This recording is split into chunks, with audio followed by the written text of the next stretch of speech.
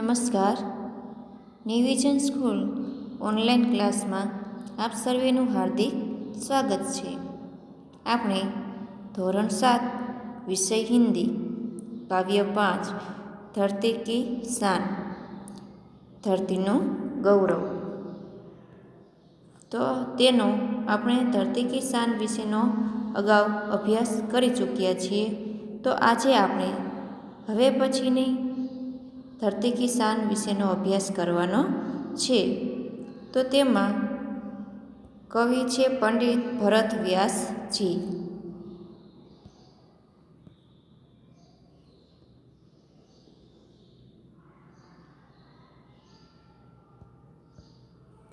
धरती सा धीर तू है, अग्नि सा वीर, तू जो चाहे तो काल को भी थाम ले. पापों का प्रलय रुके, पशुता का शीश झुके, तू जो अगर हिम्मत से काम ले. गुरु सा मतिमान, पवन सा तू गतिमान, तेरी नभ से भी ऊंची उड़ान है रे. मनुष्य तू बड़ा महान है. ગતિમાન એટલે કે ગતિશીલ અને મતિમાન તો બુદ્ધિમાન. અગ્નિ તો જ્વાલા.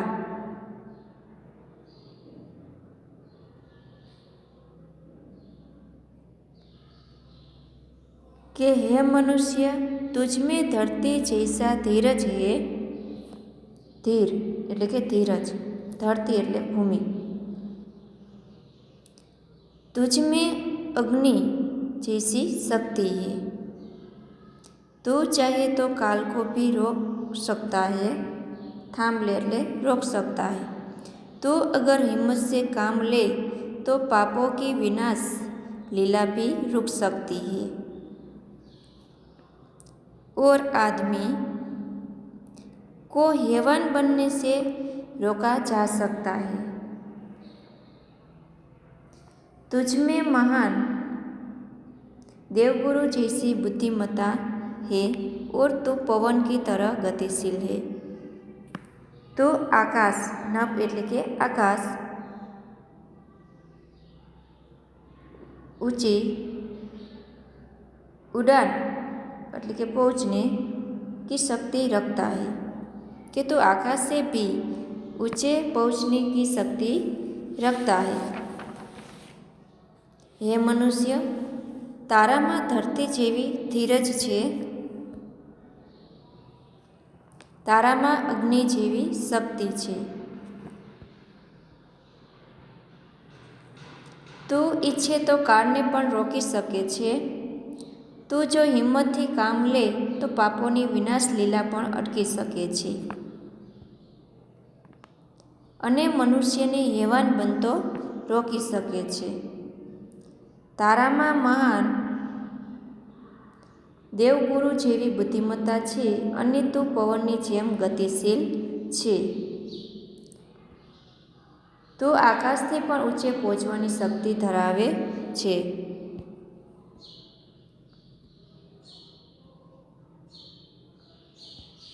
अभ्यास तेमा के काव्य में को डीवीडी अथवा मोबाइल जैसे साधनों के माध्यम से सुनाकर उसका व्यक्तिगत और सामूहिक गान करवाना. तो આપણે જે આ કાવ્ય છે એમનું કાવ્યનું ગાન કર્યું છે. પ્રશ્ન નંબર 2, નિમ્નલિખિત પ્રશ્ન કે ઉત્તર દીજીએ. તો તેની તમારે પ્રશ્નની તૈયારી કરવાની છે. प्रश्न नंबर 3 कि निम्नलिखित शब्दों का शुद्ध उच्चारण कीजिए और शब्दकोश में से उनके अर्थ ढूंढकर बताइए. तो तेमा नंबर 1 છે કે હષ્ટપુષ્ટ. તો તેનો અર્થ થાય છે તગડા અથવા હટાકટા. સંવાદ તો બાતચીત. शीघ्र तो जल्दी. जोहर तो पराक्रम.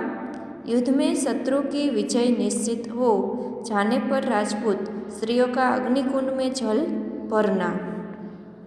अजनबी એટલે કે अपरिचित, वेदांत तो ब्रह्म विद्या, मुकदर तो भाग्य, शागिर्द तो शिष्य, वृत्ति तो मनोदशा अथवा मन का झुकाव, स्पष्ट तो साफ साफ।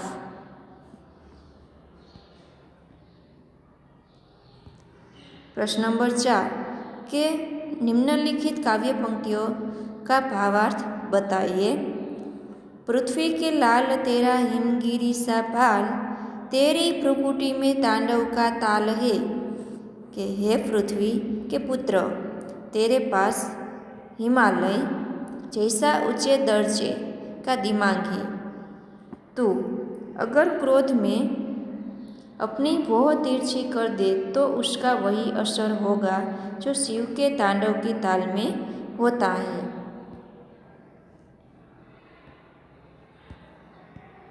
गुरु सा मतिमान, पवन सा तू गतिमान, तेरी नभ से भी ऊंची उड़ान है रे। तो भावार्थ જોઈએ कि हे मनुष्य, तुझ में महान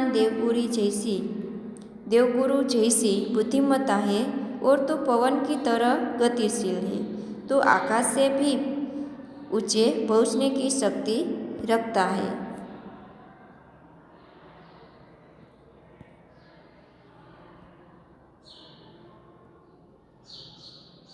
स्वाध्याय तेमा प्रश्न नंबर 1, निम्नलिखित प्रश्न के उत्तर लिखिए। कि मनुष्य क्या क्या कर सकता है। तो मनुष्य पहाड़ों को तोड़ सकता है, वह दुनिया के बहाव मोड़ सकता है, वह मिट्टी से अमृत निकाल सकता है, वह धरती और आकाश को एक कर सकता है। इस प्रकार मनुष्य असंभव लगने वाले काम भी कर सकता है। प्रश्न नंबर 2 कि मनुष्य युग का आह्वान कैसे कर सकता है। तो आंसर, मनुष्य की वाणी में बड़ी शक्ति है। वाणी के बल पर वह लोगों का प्रभावित कर सकता है, वह लोगों के विचार बदल सकता है। इस प्रकार अपनी वाणी के प्रभाव से मनुष्य युग का आह्वान कर सकता है। नंबर 3 कि मनुष्य यदि हिम्मत से काम ले तो क्या हो सकता है। तो मनुष्य यदि हिम्मत से काम ले तो धरती पर पापों को बढ़ने से रोका जा सकता है। दुनिया में बढ़ने वाली पशुता कम हो सकती है। इस प्रकार मनुष्य यदि हिम्मत करे तो दुनिया को बदला जा सकता है। प्रश्न नंबर 2 के उचित जोड़ मिलाइए। विभाग अ विभाग ब तेमा नंबर 1 के मनुष्य की आत्मा में स्वयं भगवान है। नंबर 2 के मनुष्य के नैनों में ज्वाल है। नंबर 3 मनुष्य की प्रकृति में तांडव का ताल है। मनुष्य की वाणी में युग का आह्वान है।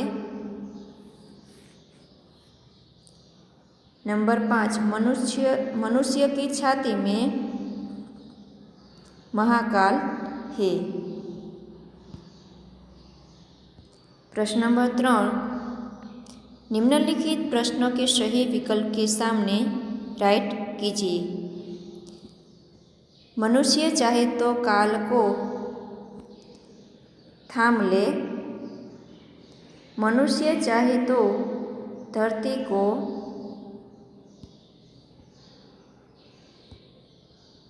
अंबर से जोड़ दे, मनुष्य चाहे तो माटी से अमृत निचोड़ दे,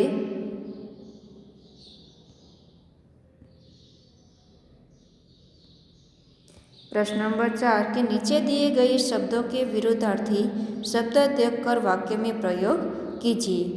जैसे कि એટલે કે ઉદાહરણ, ધરતી तो आकाश એટલે કે વિલોમ शब्द છે। तो वाक्य बनाइए, पक्षी आकाश में उड़ रहे हैं। तेवी ज रीते नंबर 1 अमृत तो तेमनुं थाशे विष। तेमनो वाक्य प्रयोग शंकर जी ने विष पी लिया था। वरदान तो विलोम शब्द थाशे अभिशाप। वाक्य दहेज प्रथा एक सामाजिक अभिशाप है। नंबर 3 ऊंचा तो नीचा। वाक्य शर्म से उसका सिर नीचा हो गया। नंबर 4 पाप तो पुण्य। वाक्य विद्या का दान बहुत बड़ा पुण्य है। नंबर 5 जीवन तो मृत्यु। वीर पुरुष मृत्यु से नहीं डरते। प्रश्न नंबर 5 नीचे दिए गए शब्दों को शब्दकोश के क्रम में रखकर उनका अर्थ शब्दकोश में से जानिए और शब्दकोश में उसके लिखिए। तो तूफान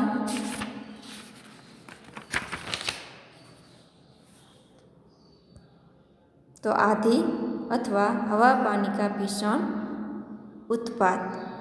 वरदान तो कृपा। नयन तो नेत्र अथवा आँख। शीश मस्तक अथवा माथा। क्षति तो हानि। आईना तो दर्पण एटले के अरीसो।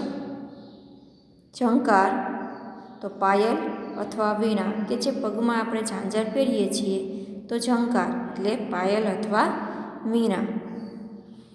के निम्नलिखित कविता का गान करवाइए। तो तमारे विद्यार्थी मित्रों घरे छे आ काव्यनुं गान करवानुं छे जे प्रवृत्तिनो एक भाग छे। तेरी नभ से भी ऊंची उड़ान है के संदर्भ में निम्नलिखित पंक्तियों का पढ़कर सोचिए। तो तेमनो भावार्थ जोइए कि तुम मेरी आजमाना चाहते हो मेरी उड़ान को तो ऊंचा कर लो अपने आसमान को। कि तुम मेरी उड़ने की शक्ति की परीक्षा लेना चाहते हो तो ले सकते हो, मैं उसके लिए तैयार हूँ, परंतु मेरी शक्ति के परीक्षण के लिए तुम्हारे आसमान की ऊंचाई काफ़ी नहीं है, तुम्हें इससे और ऊंचा करना होगा। मनुष्य में अपार शक्ति है, उससे मापा नहीं जा सकता, उसे मापने के लिए हर मापदंड छोटा है। ये पंक्तियाँ मनुष्य के प्रबल आत्मविश्वास को व्यक्त करती है। तू थक के न बैठ कि तेरी उड़ान अभी बाकी है, जमी खत्म हुई तो क्या आसमान अभी बाकी है। तू थक के न बैठ कि तेरी उड़ान अभी बाकी है, जमी खत्म हुई तो क्या आसमान अभी बाकी है। कि हे मनुष्य थोड़ी बहुत प्रगति कर तू यह न मान ले कि अपनी मंजिल पर पहुंच गया है, अभी तुझे बहुत आगे बढ़ना है। तुझमें अपार शक्ति है, धरती पर ही अपनी शक्ति का उपयोग कर, तुझे संतुष्ट नहीं होना है। तुझे आकाश में जाकर वहाँ भी अपनी शक्ति का परिचय देना है। धरती ही नहीं आकाश में ही भी मानव की बुद्धि, प्रतिभा और कौशल का झंडा लहराए। इन पंक्तियों में कवि ने यही काम व्यक्त की है। तो विद्यार्थी मित्रों आज तमारे होमवर्क में आइडल में प्रकरण 2 हम भी बने महान तेमा पेज नंबर 13 पर प्रश्न 7 समानार्थी शब्दों की जोड़ बनाइए। नंबर 8 प्रश्न नंबर निम्नलिखित शब्दों के विरोधी शब्द लिखिए। प्रश्न नंबर 9 निम्नलिखित वाक्यों में से परिमाणवाचक विशेषण को छांटकर लिखिए। प्रश्न नंबर 10 निम्नलिखित वाक्यों में से सार्वनामिक विशेषण को अलग छांटकर लिखिए। प्रश्न नंबर 11 निम्नलिखित वाक्यों का मातृभाषा में अनुवाद कीजिए। तो विद्यार्थी मित्रों आटलू तमारे होमवर्क में लखवानुं छे कि प्रश्न नंबर 7, 8, 9, 10 ने 11। अस्तु। जय हिंद।